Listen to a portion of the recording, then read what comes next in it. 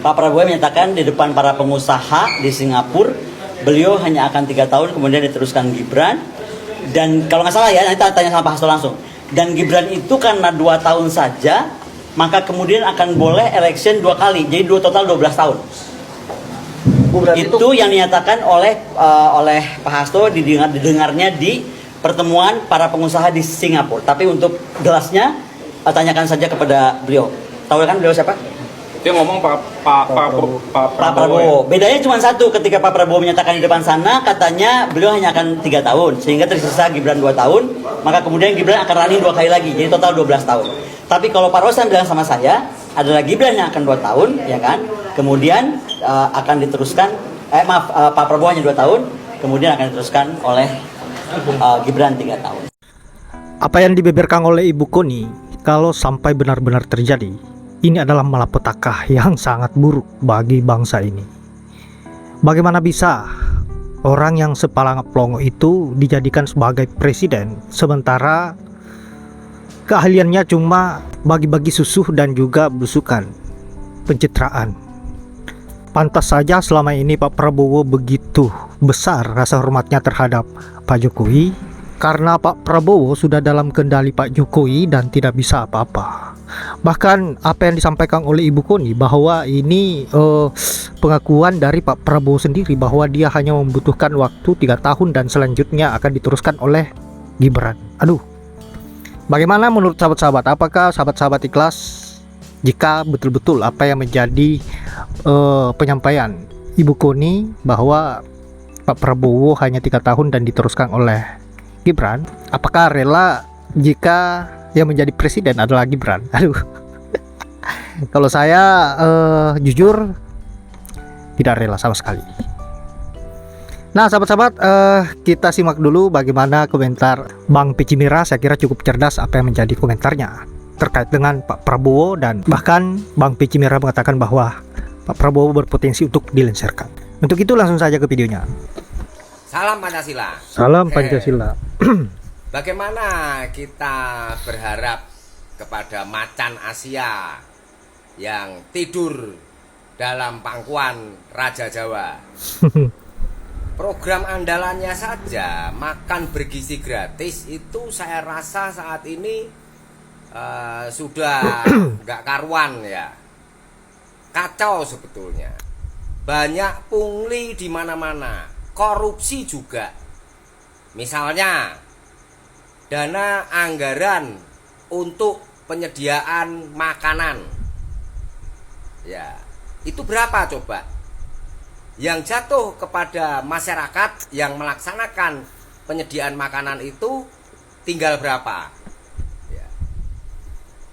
Anggaran sebenarnya 10.000, tetapi yang diterima oleh para pelaku catering kecil-kecilan itu 8.000. Lalu kemudian pengadaan dapur umum, ya, untuk mendapatkan sertifikasi dapur umum bayar, ya. Lalu kemudian pengadaan food tray atau ompreng atau tempat makanannya dengan spesifikasi aneh-aneh, ya. Harus SUS 304, huruf timbul, bla bla bla, ukuran panjang sekian sentimeter, lebar sekian sentimeter, ya. Harga bisa berubah-ubah, bermacam-macam harganya, ya. Ini yang menimbulkan keresahan di masyarakat, ya. Saya pelaku, ketika ada orang butuh food tray, ada yang harganya 47.000 tapi nunggu 3 bulan. Ada yang harganya 70.000, 80.000, barang ada, ya, ready stock, ya. Yang beginian memang macan Asia nggak tahu.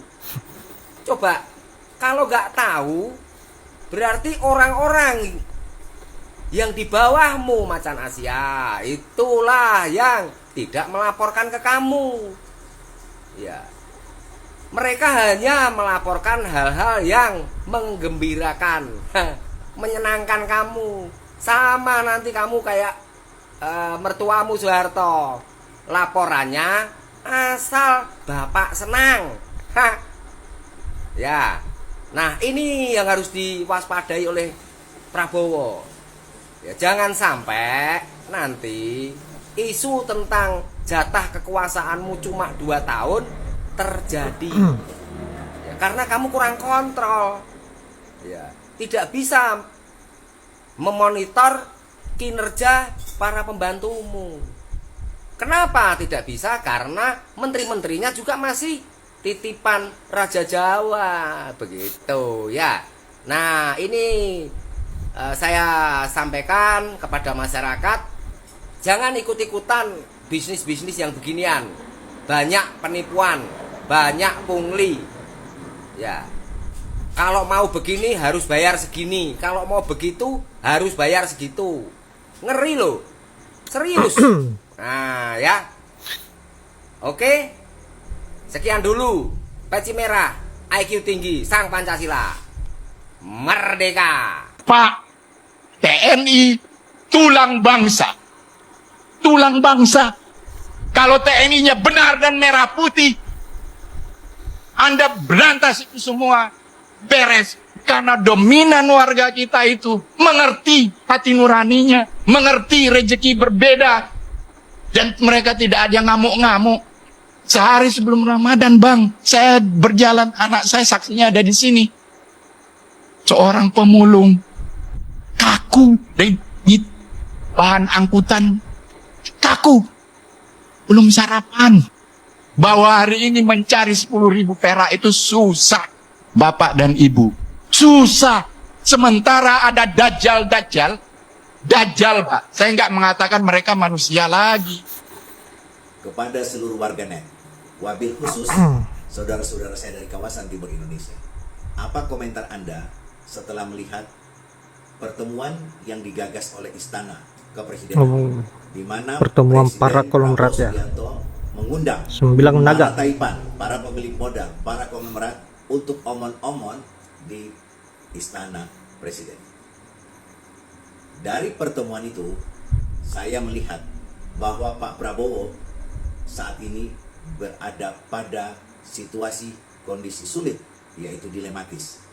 Antara janji beliau untuk menuntaskan dan mengejar para koruptor sampai ke Antartika atau ke gurun pasir, itu sepertinya masih menjadi sebatas retorika saja. Para konglomerat yang hadir di istana dalam acara omon-omon itu, ada beberapa nama yang kemudian beberapa minggu yang lalu beredar luas, ditenggarai, diduga sebagai orang-orang yang berada di balik skandal mega korupsi dan pelanggaran HAM. Mereka adalah di dalam opini publik sebagai aktor intelektual dari seluruh kejahatan ekonomi dan kejahatan kemanusiaan. Kasus Rempang, di sana ada pelanggaran HAM, ada kekerasan. Aktor intelektualnya hadir pada acara omon-omon tersebut. Pagar Laut, nama yang disebut luas, Antoni Salim dan Agwan juga hadir dalam acara omon-omon. Kemudian yang terakhir, yang paling menghebohkan, mega skandal korupsi Pertamina. Nama yang beredar luas, ada Boy Thohir, ada Erick Thohir, hadir juga dalam acara omon-omon itu. Belum lagi ada beberapa pengusaha yang juga kita dengar terlibat dalam beberapa pelanggaran HAM, penyerobotan tanah juga hadir di sana. Tetapi kasus mereka belum terungkap sebagai mega skandal kejahatan keuangan dan kemanusiaan. Belum, kita tunggu saja nanti. Kondisi ini bahwa Presiden Prabowo berada pada kondisi yang sangat dilematis. Janji ingin menuntaskan, mengejar para korupsi sampai ke Antartika dan ke gurun pasir. Sepertinya itu masih sekedar janji politik alias omong-omong.